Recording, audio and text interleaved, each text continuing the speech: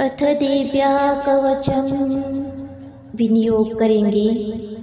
ओम अस्य श्री चंडी कवचस्य ब्रह्मा ऋषिः अनुष्टुप छन्दः चामुण्डा देवता अंगन्या सूक्तमातरो बीजं दिग्बन्ध देवतास्तत्वं श्रीजगदम्बा प्रीत्यर्थे सप्तशती पाठाङ्गत्वेन जपे विनियोगः।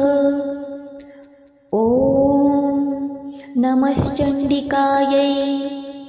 मार्कण्डेय उवाच। ॐ यद्गुह्यं परमं लोके सर्वरक्षाकरं नृणां यन्न कस्यचिदाख्यातं तन्मे ब्रूहि पितामह। ब्रह्मोवाच। अस्ति गुह्यतं विप्र सर्वभूतोपकारकं देव्यास्तु कवचं पुण्यं तच्छृणुष्व महामुने। प्रथमं शैलपुत्री च द्वितीयं ब्रह्मचारिणी तृतीयं चन्द्रघण्टेति कुष्माण्डेति चतुर्थकं पंचमं स्कन्दमातेति षष्ठं कात्यायनीति च सप्तमं कालरात्रीति महागौरीति चाष्टकं नवमं सिद्धिदात्रीं च नवदुर्गा प्रकीर्तिताः। उक्तान्येतानि नामानि ब्रह्मण्यैव महात्मनः। अग्निना दह्यमानस्तु शत्रुमध्ये कतोरणे विषमे दुर्गमे चैव भयार्ता शरणं गताः न तेषां जायते किञ्चित् शुभं ऋणसङ्कटे नापदं तस्य पश्यामि शोकदुःखभयं नहि। यैस्तु भक्त्या स्मृता नूनं तेषां वृद्धिः प्रजायते ये त्वां स्मरन्ति देवेशि रक्षसे तान् न संशयः।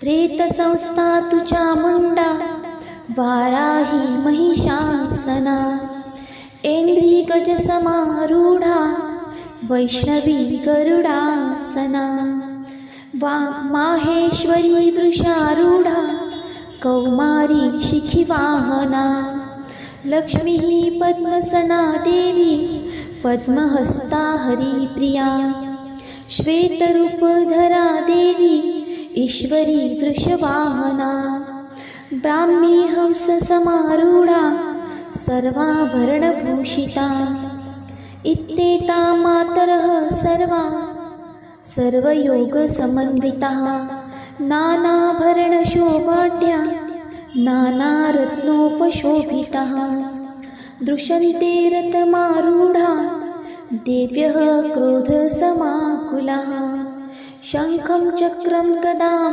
शक्तिं हलं च मुसलायुधं खेटकं तोमरं चैव परशुं पाशमेव च कुन्तायुधं त्रिशूलं च शाङ्गमायुधमुत्तमम् दैत्यानां देहनाशाय भक्तानां भयाय च धारयत्यायुधानित्थं देवानां सहिताय वै।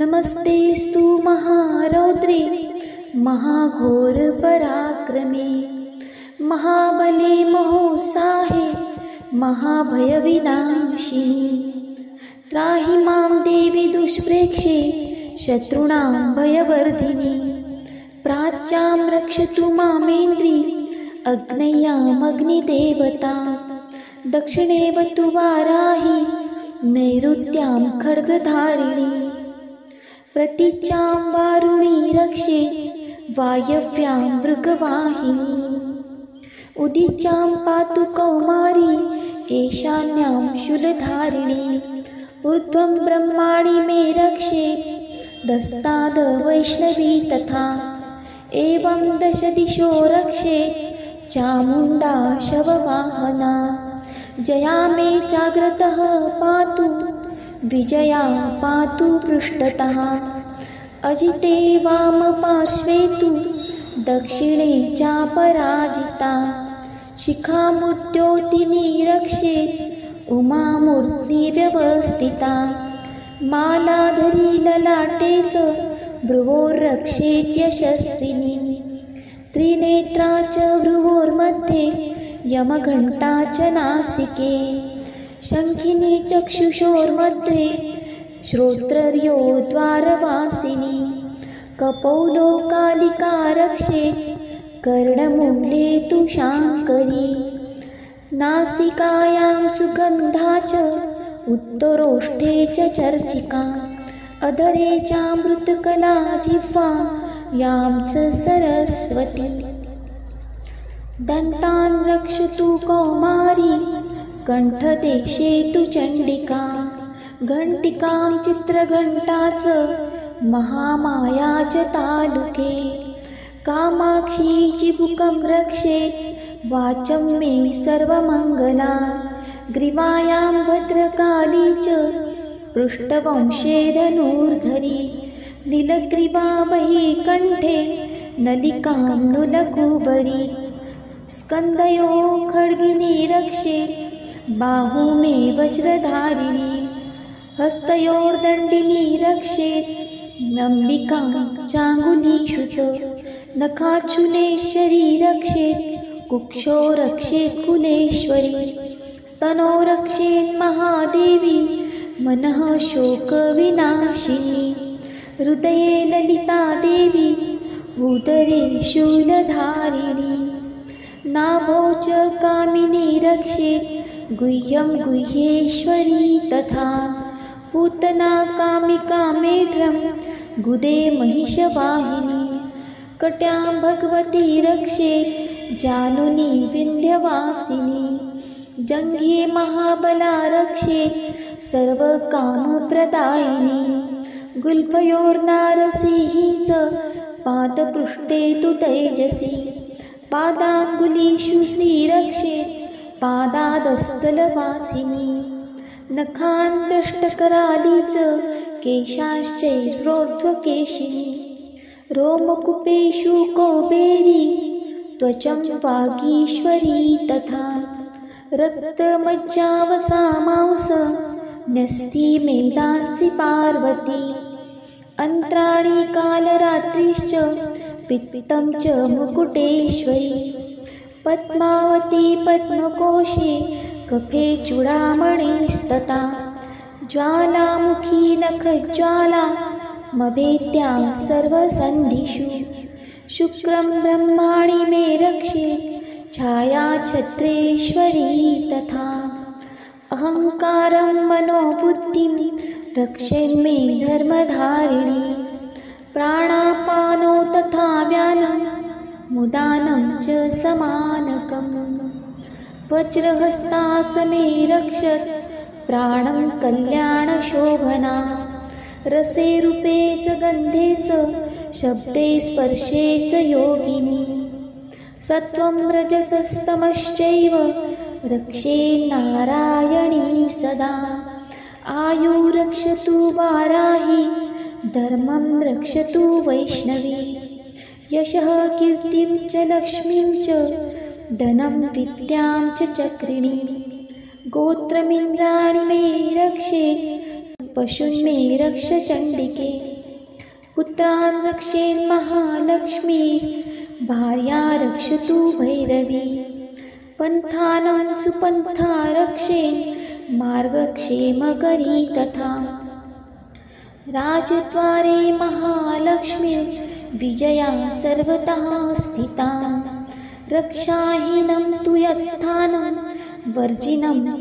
वर्जितं कवचेन तु तत्सर्वं रक्ष मे देवी जयन्ती पापनाशिनी पदमेकं न गच्छेतु यदिच्छेच्छुभमात्मनः कवचेनावृतो नित्यं यत्र यत्रैव गच्छति तत्र तत्रार्थलाभश्च विजयः सर्वकामिकः यं यं चिन्तयते कामं तं तं प्राप्नोति निश्चितम् परमेश्वरमतुलं प्राप्स्यसे भूतले पुमान्।